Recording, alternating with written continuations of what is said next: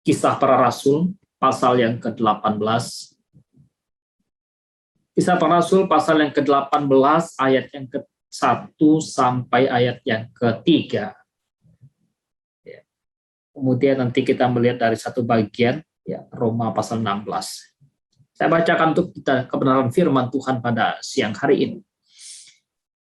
Kemudian Paulus meninggalkan Athena, lalu pergi ke Korintus. Di Korintus ia berjumpa dengan seorang Yahudi bernama Aquila yang berasal dari Pontus. Ia baru datang dari Italia dengan Priscilla istrinya, karena Kaisar Claudius telah memerintahkan supaya semua orang Yahudi meninggalkan Roma. Paulus singgah ke rumah mereka, dan karena mereka melakukan pekerjaan yang sama, ia tinggal bersama-sama dengan mereka. Mereka bekerja bersama-sama karena mereka sama-sama tukang kemah. Lalu Roma 16 ayat 3 dan 4 ini satu salam dari Paulus kepada Priscilla dan Aquila. Sampaikanlah salam kepada Priscilla dan Aquila, teman-teman sekerjaku dalam Kristus Yesus. Mereka telah mempertaruhkan nyawanya untuk hidupku. Kepada mereka, bukan aku saja yang berterima kasih, tetapi juga semua jemaat bukan Yahudi. Bapak Ibu Saudara-saudara, kita akan merenungkan satu bagian, satu tema yang sangat penting dan juga ya kita jalani, kita lakoni dalam kehidupan sehari-hari. Keluarga, karir, dan pelayanan. Itulah yang akan kita renungkan. Ketika kita melihat satu bagian yang sangat indah dari tulisan Rasul Paulus tentang surat Roma, juga tulisan dari Dr. Lukas, maka kita diperhadapkan dengan beberapa hal yang sangat menarik dalam kaitan bagaimana kita memahami tentang keluarga, pekerjaan, dan juga pelayanan. Ya. Ketika kita memahami atau menggali tema ini, sebetulnya kita bisa berangkat dari satu pemahaman yang sangat lengkap, yang sangat baik, dan juga tentu menjadi satu dasar yang penting bagi kita orang percaya. Penciptaan manusia, ketika Tuhan menciptakan manusia, dalam Kejadian pasal 1 ayat 26 sampai 29, sebetulnya di sana kita bisa menemukan apa yang dikatakan oleh firman Allah tentang keluarga, tentang pekerjaan, tentang pelayanan, bahwa manusia diciptakan untuk melayani, iya. Manusia diciptakan untuk bekerja, iya. Manusia diciptakan untuk hidup dalam keluarga, iya. Paling tidak dalam konteks zaman itu bahwa ada mandat budaya, ada mandat kerja, dan juga ada mandat biblikal, mandat spiritual. Ini yang terus-menerus sebetulnya hidup dalam kehidupan manusia. Ketika kita bicara tentang keluarga, kita semua berasal dari keluarga masing-masing, ya. Ada orang tua, kita berasal dari keluarga dari papa mama kita dari papa mamanya mereka, papa mama mereka, dan seterusnya. Oleh sebab itu, ketika terus dalam kehidupan, bagaimana Tuhan juga terus berfirman, secara khusus dalam konteks penciptaan, bagaimana manusia diperintahkan oleh Allah, diberi mandat oleh Allah untuk bertambah banyak dan memenuhi bumi. Artinya bahwa hidup kita bukan saja secara biologis kita punya keluarga, tapi juga bagaimana kita punya keluarga dalam Kristus, sebagai gereja, sebagai umat Tuhan, sebagai komunitas. Nah, ketika kita bicara tentang keluarga Kristen, saya sudah bahas tentang bagaimana perbedaan keluarga Kristen dan sebagainya dengan keluarga yang bukan Kristen. Tapi waktu kita melihat bagaimana mandat Allah kepada manusia ketika Tuhan menciptakan manusia, ya, Tuhan menciptakan manusia supaya manusia bekerja, tentu saja. Karena itu Alkitab sangat tegas, ya, menyatakan barang siapa tidak bekerja, barang siapa malas, hendaklah ia belajar kepada semut, gitu ya. Barang siapa tidak bekerja, janganlah ia mendapat makan, dan sebagainya. Sebetulnya penekanan tentang pentingnya karir, pentingnya bekerja itu ya ada dalam Alkitab, ya. Karena memang itu perintah Allah, mandat Allah supaya kita bekerja. Tapi juga kita jangan lupa bahwa selain kita diperintahkan untuk bekerja, ada keluarga, yes. Ya, ini semua dari Allah dan tentu juga untuk melayani Tuhan. Apa yang menjadi satu kekeliruan manusia, kekeliruan orang Kristen, ya tidak sedikit orang keliru dalam memahami sinergi dan juga kesinambungan antara ketiga bagian yang kita bahas ini. Kekeliruan dalam memahami keluarga, pekerjaan, dan pelayanan seringkali menjadi sesuatu yang keliru. Keliru kenapa? Karena ada orang yang menganggap bahwa yang satu lebih penting daripada yang lain. Yang satu lebih utama daripada yang lain. Yang satu lebih mulia daripada yang lain. Bagi orang-orang tertentu yang menganggap bahwa keluarga adalah yang terpenting, maka tidak heran kemudian demi keluarga, karena atas keluarga, atas nama keluarga, orang bisa hancur pelayanan. Orang bisa hancur pekerjaan. Orang bisa mengabaikan pekerjaan dan sebagainya. Karena menganggap misalnya, wah keluarga lebih penting daripada yang lain. Keluarga di atas segalanya. Ya. Bagi sebagian orang yang menganggap ya pekerjaan, karir lebih penting. Wah, lebih penting dari keluarga, lebih penting dari suatu pelayanan. Sehingga orang-orang tertentu bahwa demi pencapaian karir mereka, ya mereka rela untuk mengabaikan keluarga mereka. Sehingga keluarga berantakan, keluarga hancur-hancuran. Hanya karena demi, ya udah saya kerja. Saya mau mencapai karir saya mau mencapai prestasi saya, dan sebagainya. Ya, sehingga, wah demi karir juga orang dalam konteks pelayanan, walau pelayanan tentu sangat luas sekali gitu ya. Tapi dalam bagian ini termasuk pekerjaan kita pelayanan sebetulnya. Kalau kita memahami bagian dengan utuh gitu ya. Karir kita pun kalau kita menyadari itu pelayanan. Tapi dalam konteks tertentu bahwa orang, saya ingin mencapai karir saya meniti karir saya akan menjalani karir saya, sehingga apapun yang menjadi halangan, yang menjadi rintangan bagi saya dalam mencapai karir itu, saya akan singkirkan. Termasuk pelayanan, misalnya dalam konteks gereja, dalam konteks jemaat, termasuk pelayanan dalam jemaat, dalam gereja pun saya singkirkan. Demi karir misalnya. Apa iya? Gitu kan? Termasuk juga orang yang menganggap bahwa ya pelayanan lebih penting. Gitu kan? Keluarga lebih penting, karir lebih penting. Maka kesalahan dalam menganggap satu lebih penting daripada yang lain, satu lebih berguna daripada yang lain. Wah, kalau saya tidak mementingkan keluarga, nanti keluarga hancur berantakan karena itu lebih berguna. Betul, berguna, yes. Wah, pekerjaan saya lebih berguna. Betul, siapa yang bilang tidak berguna? Karena kalau tidak berguna, tentu saja kita menodai apa yang Alkitab katakan. Kalau tidak berguna, pelayanan juga tentu sangat salah dan sangat keliru gitu ya. Orang-orang tertentu ketika meninggikan satu daripada yang lain menganggap bahwa ini lebih mulia. Wah, kehormatan saya ada pada pelayanan saya. Kalau pelayanan saya hancur, semua hancur misalnya. Wah, ini lebih mulia nih. Karena keluarga saya lebih mulia daripada yang lain. Kalau keluarga hancur, semua karir, semua pelayanan saya hancur. Ya. Ada orang yang memang demi rela hancur dalam keluarga, tapi karir tetap ada yang naik misalnya. Ya. Tapi ada juga misalnya, wah, karir saya lebih mulia daripada keluarga, karir saya lebih mulia daripada pelayanan saya. Sehingga kalau saya berkarir, saya mendapatkan posisi yang bagus, saya punya, ya bisa mengumpulkan uang dengan banyak, dan saya akan mendapatkan satu kemuliaan dibanding dengan yang lain. Inilah prinsip-prinsip yang salah.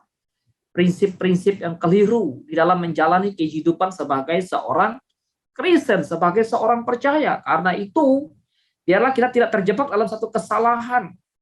Melihat, memandang, menganggap yang satu lebih hina daripada yang lain dalam konteks pekerjaan, keluarga, pelayanan.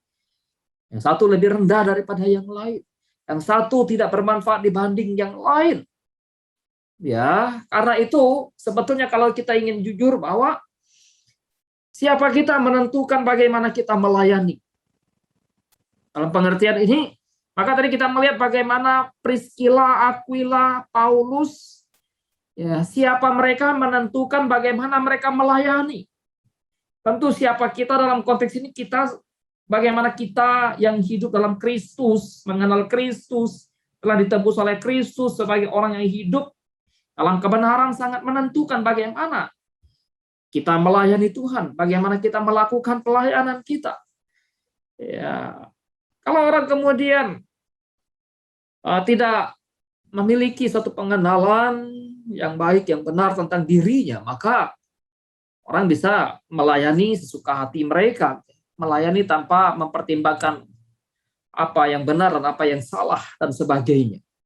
Karena itu kembali siapa kita menentukan bagaimana kita melayani. Siapa kita menentukan bagaimana kita bekerja, atau siapakah seseorang itu menentukan bagaimana dia bekerja. Ya, bagaimana dia bekerja ini bukan sekedar tentang pekerjaan buruh kasar, bukan sekedar pekerjaan kantoran dan sebagainya, tetapi bagaimana ya dia bekerja menyukakan hati Tuhan. Siapa kita dalam konteks bahwa kita sebagai orang percaya menentukan bagaimana kita bekerja dengan satu loyalitas, dengan satu integritas, dan juga dengan satu kebenaran, sikap-sikap dan prinsip-prinsip iman Kristen yang benar.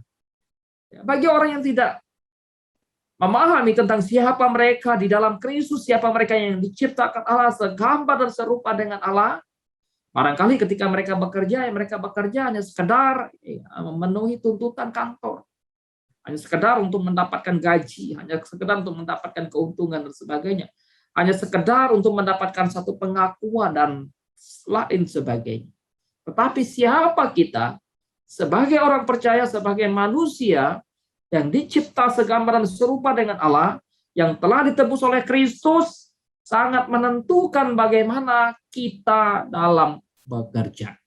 Termasuk siapa kita dalam konteks ini sebagai orang percaya, sebagai orang yang telah ditebus oleh Kristus, menentukan bagaimana kita dalam hidup berkeluarga. Gitu ya. Banyak orang berdalih ya, ketika keluarga Kristen hancur-hancuran, lalu memberi gambaran yang ya mengutip ayat sana sini untuk mendukung kehancuran dalam keluarga. Ya, padahal sejatinya jelas bahwa Tuhan sangat menginginkan bagaimana kehidupan keluarga Kristen menjadi keluarga yang menjadi kesaksian bagi dunia. Keluarga yang menjadi kesaksian bagi orang-orang di sekitar mereka. Apa artinya suatu pelayanan yang luar biasa? Tambah banyak orang yang begitu, ya boleh dikatakan diikuti oleh banyak massa, banyak jemaat, tapi keluarga hancur misalnya. Atau sebaliknya, apa artinya? Suatu pencapaian, prestasi, pekerjaan, dan sebagainya yang luar biasa. Tetapi dalam realita kehidupan, keluarga hancur-hancur. Oleh sebab itu mari kita melihat bagaimana kehidupan kita sebagai umat Tuhan. Bicara keluarga, karir, dan tanggung jawab pelayanan. Pelayanan merupakan satu tanggung jawab yang luar biasa. Kalau kita membaca bagaimana tulisan Dr. Lukas tadi tentang kisah para rasul pasal yang ke-18, memang sesuatu yang sangat menarik sekali. Bagaimana ya Lukas menuliskan tentang seperti apa dan bagaimana kehidupan Priscilla dan Aquila ketika berjumpa dengan Paulus. Ya, luar biasa bahwa bicara keluarga mesti harus ada tanggung jawab di sana. Bicara karir mesti harus ada satu tanggung jawab yang dijalankan. Bicara pelayanan juga mesti harus ada tanggung jawab yang dijalankan. Maka bicara tentang ketiga hal ini, pertama bahwa tanggung jawab yang harus kita perhatikan, yang harus kita emban, yang harus kita jalani adalah tanggung jawab spiritual, tanggung jawab kita kepada Allah. Waktu kita bekerja, waktu kita punya karir, kita punya tanggung jawab spiritual di sana. Ya, pekerjaan kita adalah suatu pemberian Allah. Pekerjaan kita sebagai orang percaya Tuhan yang memberikan. Mungkin kita akan bertanya lagi, Tuhan memberikan pekerjaan kepada saya? Kalau Tuhan memberikan pekerjaan kepada saya, kenapa saya diberi pekerjaan sebagai misalnya ya karyawan biasa misalnya? Kalau Tuhan memberikan pekerjaan kepada saya, kenapa saya tidak diberikan pekerjaan seperti orang lain? Ya, pekerjaan yang baik, dengan posisi yang baik dan sebagainya. Karena itu lihat, ya Tuhan menganugerahkan pekerjaan. Tuhan memberikan pekerjaan. Tetapi jangan lupa, ada tanggung jawab yang harus dijalani oleh manusia. Karena itu ya kita bicara pekerjaan bukan sekedar soal ya saya bekerja di mana, saya mendapatkan penghasilan berapa dan sebagainya. Tapi sejauh mana saya bekerja dengan benar, saya bekerja memuliakan Tuhan. Bicara tentang tanggung jawab dalam hidup keluarga. Juga demikian, kita punya tanggung jawab spiritual. Kita punya tanggung jawab dalam pelayanan, bukan hanya sekedar bagaimana kita melayani, tapi juga ada tanggung jawab spiritual kita, pertanggungjawaban kita kepada Tuhan yang memberikan anugerah kepada kita dalam menjalani kehidupan baik dalam keluarga, dalam pelayanan, dan dalam karir. Kalau kita membaca Alkitab, tentu ada kisah-kisah yang memang secara pelayanannya kelihatannya sangat bagus. Ya. Tapi dalam keluarga misalnya, hancur-hancuran. Ya, kalau kita membaca kisah Imam Eli, ya, walaupun sebetulnya pelayanan yang bagus, ya, tidak bisa dilepaskan dari bagaimana tanggung jawab keluarga yang bagus idealnya. Baik, kalau kita membaca kisah perjalanan Musa misalnya ya, Musa seorang pelayan yang hebat, tapi juga dia seorang yang sangat memperhatikan keluarga dan bahkan memang hampir terlena di dalam melakukan penyunatan terhadap anaknya misalnya, karena kesibukan pelayanan. Ya. Tetapi melihat perjalanan kehidupan pelayanan atau membaca pelayanan Priskila dan Aquila, sesuatu yang luar biasa. Keluarga yang begitu mencintai Tuhan, pelayanan yang luar biasa, tapi juga mereka punya karir yang tetap mereka bisa kerjakan, mereka bisa lakukan sebagai seorang pembuat kemah. Itulah yang Paulus sampaikan, itulah juga yang Lukas sampaikan. Nah, mereka punya tanggung jawab spiritual, tanggung jawab kepada Allah. Waktu kita bekerja, kita punya tanggung jawab spiritual. Waktu kita punya keluarga, kita punya tanggung jawab spiritual. Dan waktu kita pelayanan pun kita punya tanggung jawab spiritual. Tanggung jawab yang harus diperhatikan oleh kita sebagai orang percaya juga tanggung jawab personal kita. Bukan sekedar bagaimana kerohanian kita bertumbuh, ya. Bagaimana pembacaan firman kita, saat teduh kita, doa kita bertumbuh, relasi kita dengan Tuhan bertumbuh. Tapi jangan lupa, kita punya tanggung jawab personal. Ya, kalau bicara tentang karir, memang tiap-tiap orang luar biasa, ya Tuhan anugerahkan. Beberapa waktu lalu ada satu kisah yang sangat menarik, gitu, bagaimana kisah seorang wanita yang lulusan dari satu sekolah universitas ternama di Indonesia, tetapi karena panggilan berkeluarga dan harus mengikuti keluarganya. Walaupun ya orang tua keluarganya sudah membiayai seorang wanita ini dengan sangat luar biasa, tapi ketika mesti menjadi istri dari salah satu ya aparat negara, dia mesti mengikuti suaminya dan tidak bekerja tentunya.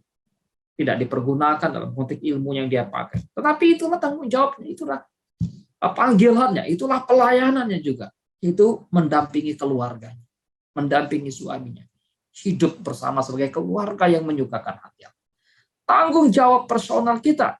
Dalam kita berkeluarga, kita tanggung jawab ya bagaimana kita bukan sekedar lalu mengembangkan bakat, mengembangkan talenta, mengembangkan segala potensi yang Tuhan berikan secara pribadi kepada kita, tetapi ya satu pengabdian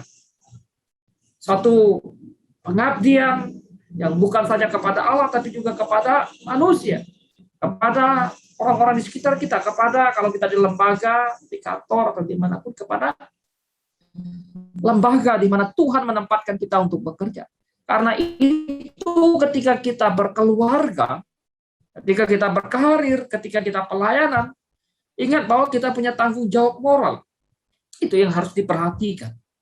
Karena itu bicara tanggung jawab moral ya, orang pikir bahwa wah kerjanya, karirnya bagus sih, tapi moralnya di dalam keluarga rusak.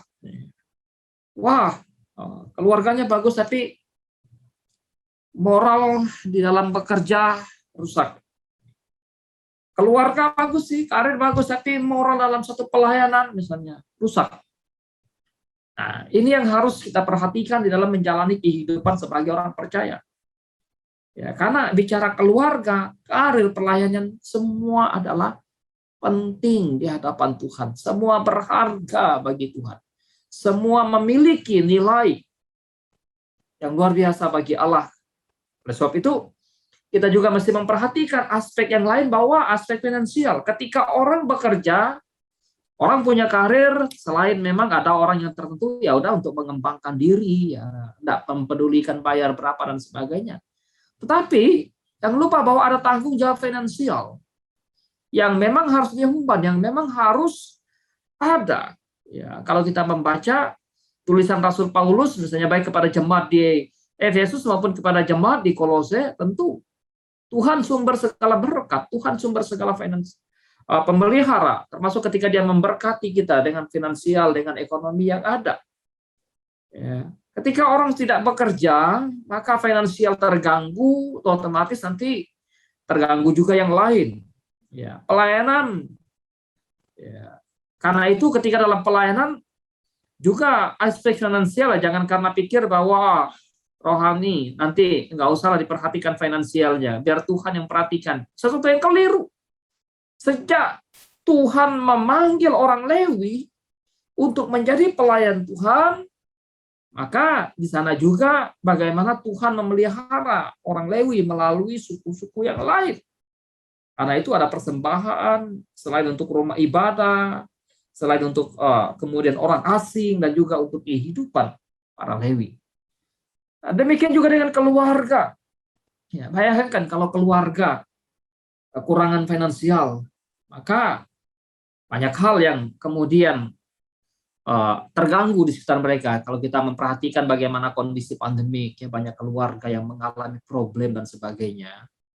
Oleh karena ya finansial yang sebelumnya mungkin baik dan sebagainya, tapi tiba-tiba menurun. Nah, ini membuat terganggu juga kehidupan dalam keluarga.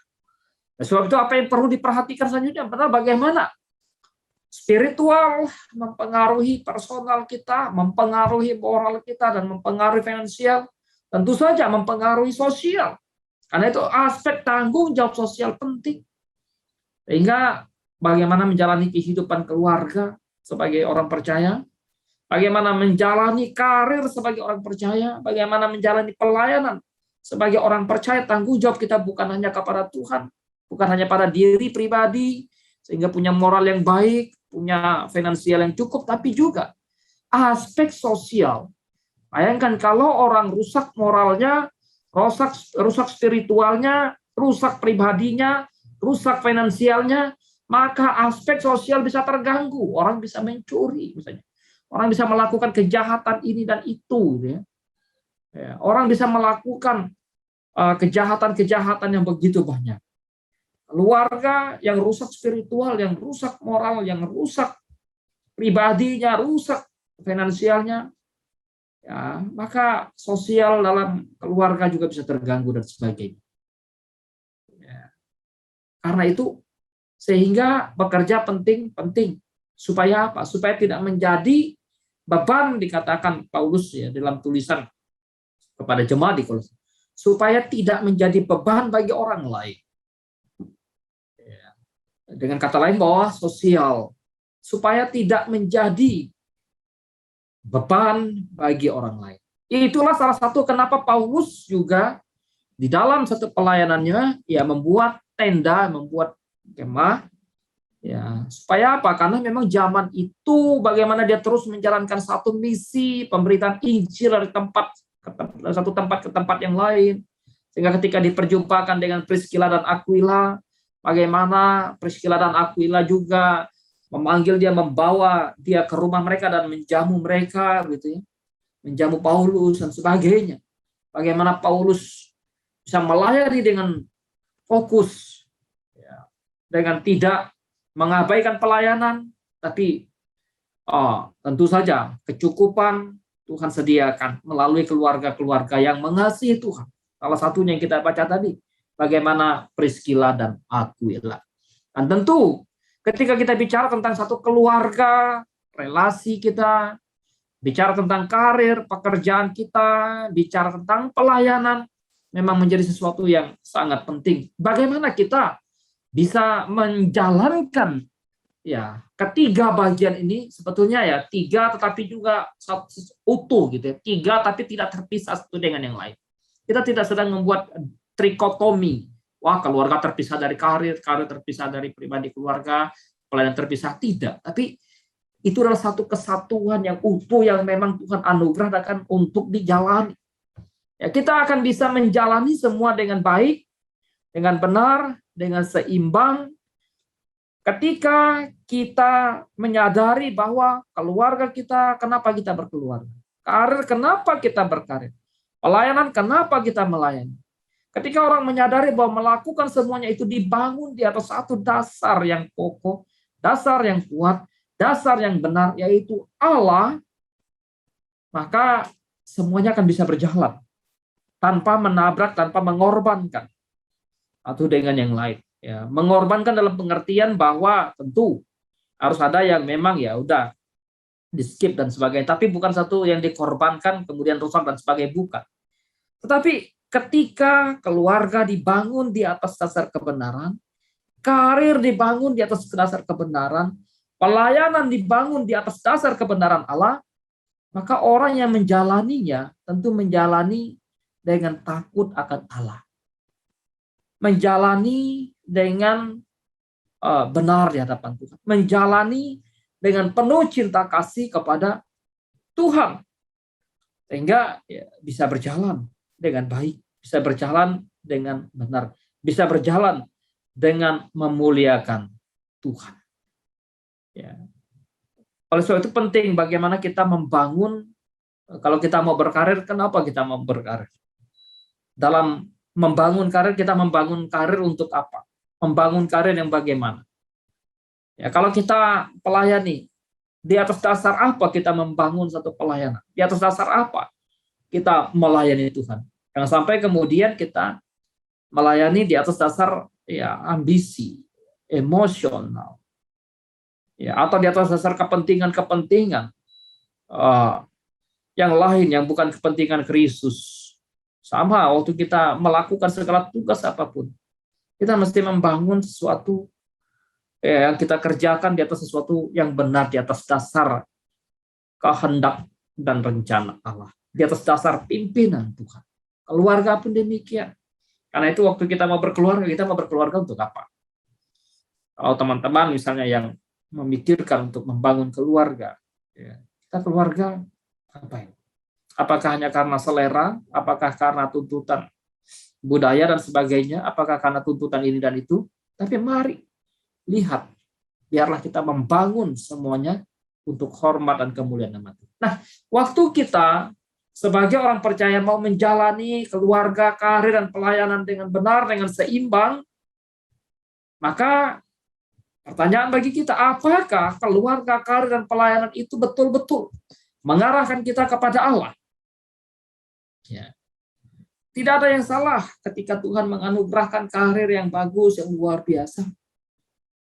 Maka pertanyaan lagi, kira-kira itu mengarahkan saya kepada Allah enggak?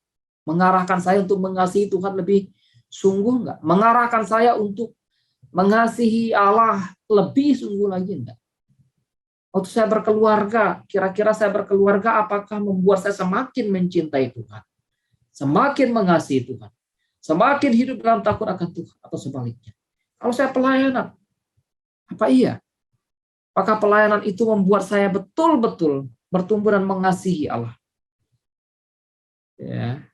Ini mesti kita pikirkan, mesti kita renungkan, dan kita pribadi yang menggumulkan masing-masing. Ya, Alkitab memberikan gambaran yang sangat-sangat luar biasa bagi kita. Bahwa setiap pergumulan-pergumulan kehidupan yang kita jalani, sebagai orang percaya, sebagai orang yang telah ditebus oleh Kristus, seharusnya apa yang kita lakukan mengarahkan kita kepada Tuhan. Ya, keluarga, karir, pelayanan, apakah itu membuat kita terus hidup dalam cinta kasih dan bertumbuh kepada Allah.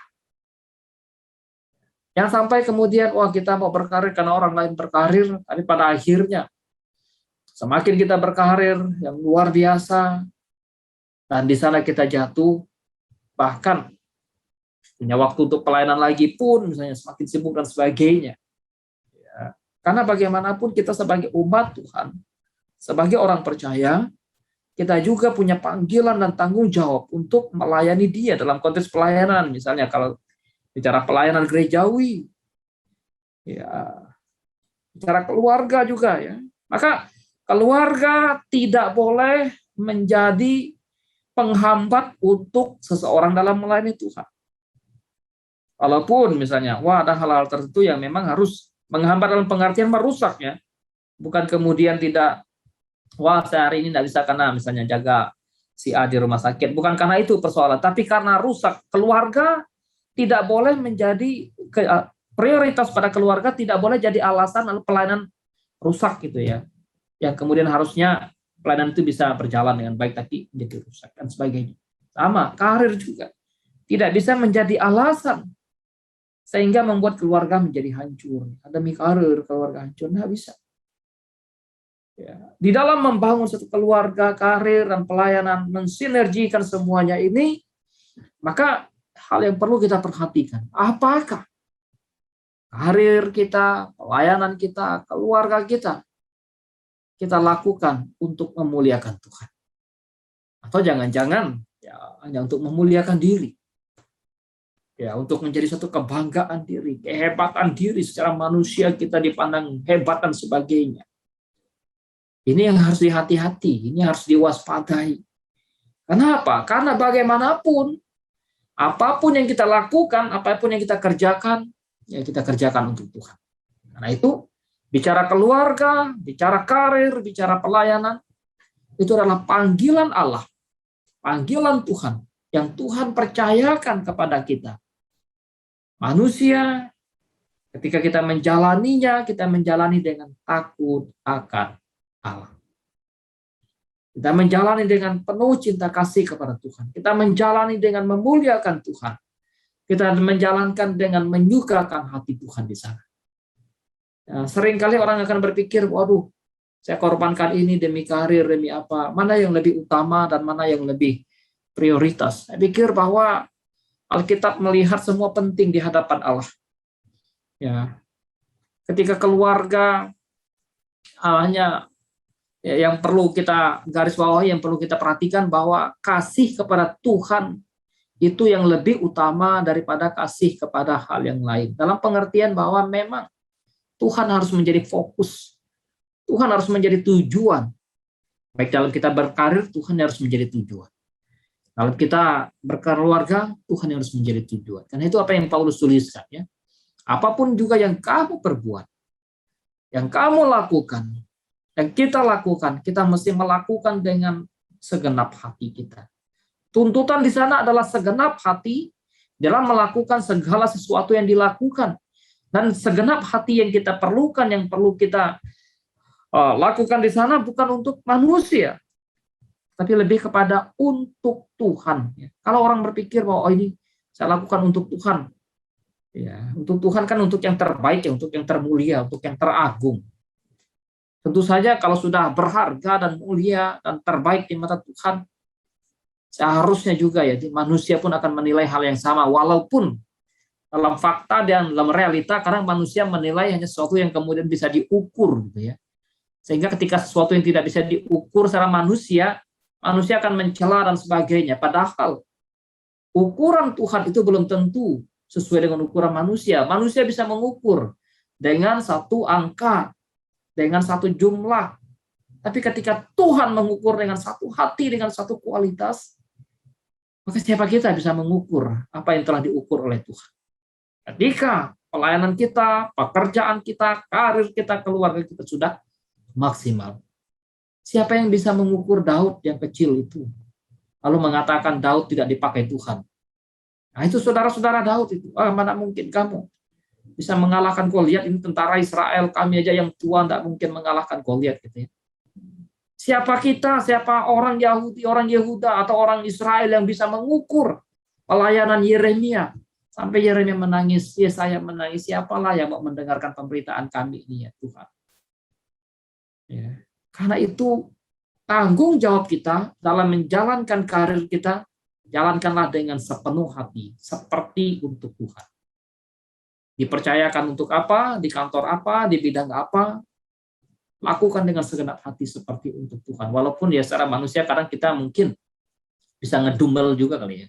Saya berontak, saya ini, waduh, saya udah sungguh-sungguh, ini, melakukan ini, gitu ya. Tapi kok ternyata begini, dicela, di segala, gitu ya. Nah, itulah. Tapi itu suatu ujian bagi kita. Tuhan. Kita lakukan seperti untuk Tuhan, bukan untuk manusia. Bukan sedang menyukakan manusia, tapi menyukakan Tuhan. Sama, waktu kita dalam menjalani kehidupan keluarga, kita mendidik anak bukan untuk menyukakan hati anak, gitu, tapi menyukakan hati Tuhan, membentuk anak supaya mereka hidup memuliakan Tuhan. Bekerja menyukakan hati Tuhan, bukannya sekedar menyukakan hati pimpinan, bukannya sekedar menyukakan hati bos, bukannya sekedar kemudian menyukakan hati rekan sekerja, no. Tapi menyukakan hati Tuhan nggak di sana. Sama waktu kita pelayanan pun demikian. Sehingga tidak heran kalau kemudian dalam konteks-konteks tertentu orang berbenturan. Karena di satu sisi bahwa ya mesti manusia disukakan, tapi di sisi lain bahwa kebenaran harus dinyatakan. Ya, lakukanlah seperti untuk Tuhan dan bukan untuk manusia. Kenapa? Kamu tahu Tuhan yang akan menerima bagian ya. Dari Tuhan kamu akan menerima bagian yang ditentukan bagimu sebagai upah. Kristus adalah Tuhan dan kamu adalah hambanya. Untuk kita menjalani karir dengan sungguh-sungguh takut akan Tuhan. Kita menjalankan pekerjaan kita dengan sungguh-sungguh takut akan Tuhan. Kita menjalankan pelayanan dengan sungguh-sungguh takut akan Tuhan. Kita menjalankan hidup atau menjalani hidup dalam keluarga takut akan Allah. Maka Allah sumber segala pemelihara kehidupan kita. Yang memperhatikan. Sebab segala sesuatu adalah dari Dia. Dan oleh Dia. Dan kepada Dia, bagi Dialah kemuliaan sampai selama-lamanya. Inilah yang menjadi puncak karir kita, keluarga kita, pelayanan kita adalah peninggian akan Kristus. Kemuliaan Kristus, itulah yang harusnya menjadi tanggung jawab kita, panggilan kita. Berkarir, silahkan berkarir. Melayani, silahkan melayani. Panggilan dalam keluarga, silahkan jalankan. Jika Tuhan berkehendak, jika Tuhan yang memimpin untuk kita menjalankan semuanya itu, maka Dia juga akan memampukan kita. Ya, segala sesuatu dari Tuhan, segala sesuatu bagi Tuhan, segala sesuatu untuk kemuliaan Tuhan. Keluarga kita bangun dari Allah, kita harus pusat pada karir sebagai berkat daripada Tuhan. Dan kita harus kembalikan kepada Tuhan. Berpusat pada Allah. Demikian juga dengan pelayanan. Bersumber dari Allah. Untuk hormat bagi Allah. Kemuliaan bagi nama Tuhan. Jadi jangan dibenturkan antara satu dengan yang lain. Jangan dipertentangkan antara satu dengan yang lain. Itulah yang dijalankan oleh Priscilla dan Aquila. Sebagai seorang yang punya karir pembuat kemah, mereka tetap menjalankan tugas mereka, pekerjaan mereka. Mereka tetap menjadi keluarga yang mengasihi Tuhan. Dan mereka tetap orang yang melayani Allah. Mendukung pelayanan yang Paulus kerjakan juga. Sehingga nama Tuhan dipermuliakan. Tuhan menolong kita, Tuhan memimpin kita, dan Tuhan memampukan kita. Mari kita tundukkan kepala, kita berdoa kepada Tuhan.